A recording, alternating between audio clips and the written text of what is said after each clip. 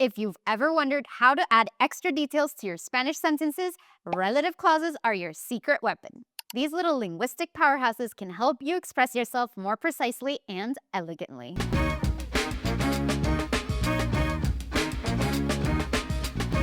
Hola, soy Adriana. Qué gusto verte aquí. Grammar can get a little complicated, especially when you're trying to understand it from our workbook.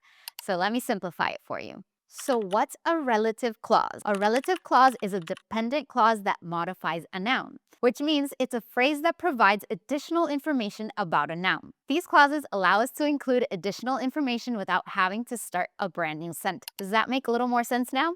Let's break it down with an example. Here is a simple sentence. El gato es blanco, with a relative clause. El gato que está durmiendo es blanco. In the second sentence, the relative clause que está durmiendo modifies the noun gato and provides extra information about its current state. Let's go over the anatomy of a relative clause using this sentence about our lovely cat. Que está durmiendo is the relative clause.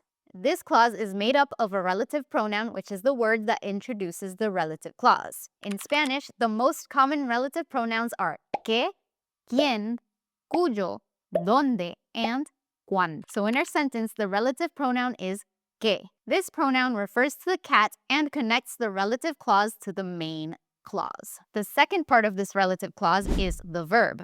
In this case, we have two verbs. Está durmiendo. Now let's go over a more complicated example. Ayer en el café conocí a una mujer cuya sonrisa era radiante. Can you identify the relative clause in this sentence? If you can't, I don't blame you.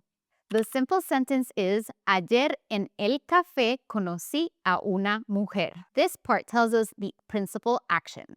Conocer a una mujer. The relative clause is cuya sonrisa era radiante. The relative pronoun is cuya. This pronoun refers to a woman and establishes a possession relationship.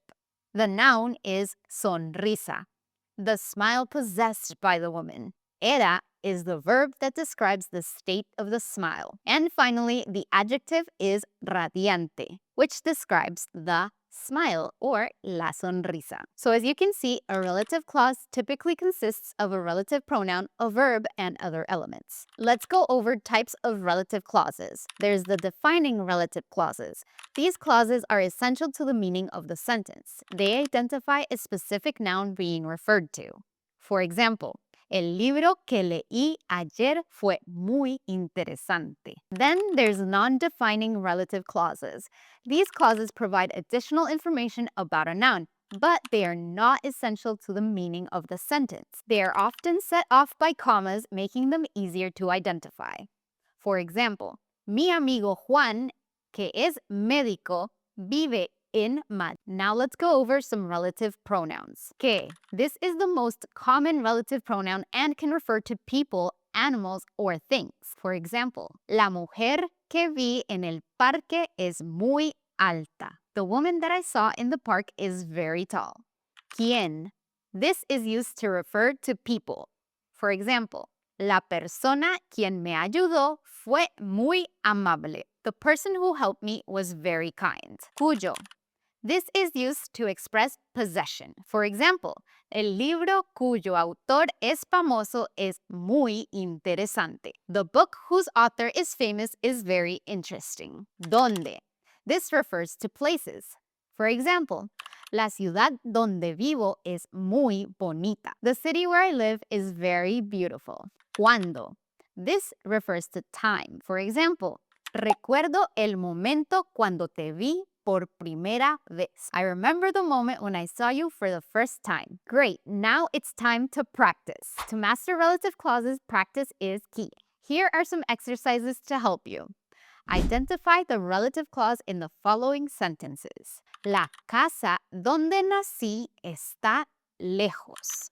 The house where I was born is far away. The relative clause in this sentence is donde nací, where I was born. The relative pronoun is donde. This pronoun refers to la casa and indicates the place where the action occurred. The verb is nací. This verb indicates the action that occurred in that place. The relative clause adds a specific description to the house, indicating its relationship to the speaker. El hombre que me ayudó es muy amable. The relative clause in this sentence is que me ayudó.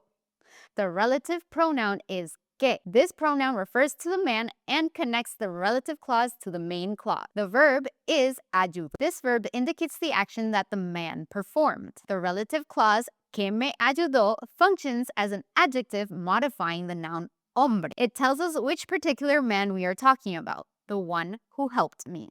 El libro cuyo autor es español es muy interesante.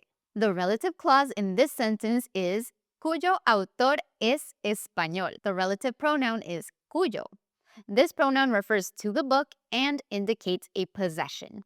In Spanish, cuyo is often translated as whose in English. The noun autor indicates the element possessed by the book. The verb is its. This verb describes the nationality of the author. The adjective Spanish modifies the noun author. The relative clause whose author is Spanish functions as an adjective modifying the noun book. It tells us what particular book we are talking about, the book whose author is Spanish. Let's quickly go over a few more and then we can move on. El libro que estoy leyendo es muy interesante. Here, que estoy leyendo is the relative clause. It tells us more about the book.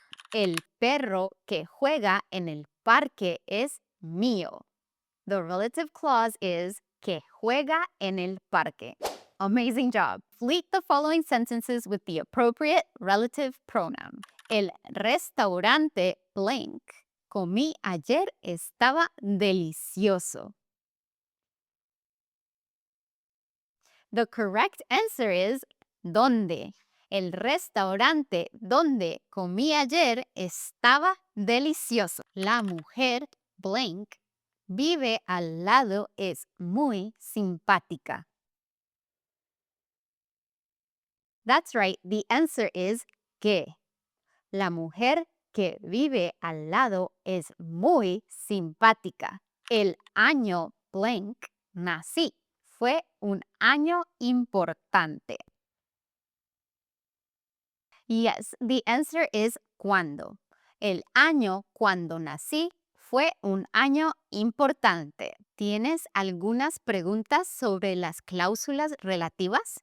Si tienes preguntas, no dudes en preguntar en los comentarios. We are always looking at the comments. You can also consider hiring a personal tutor with us. That way you can get guidance and support on your Spanish speaking journey. Thanks for joining me. It's been a slice. I hope I was able to give you a better understanding and that you feel like you learned a lot during this video. You can repeat this video as many times as you want and you can pause wherever you want so you can get a deeper understanding. I know I definitely have to do that when I'm trying to learn grammar. As always, remember to have fun and I'll see you in the next video.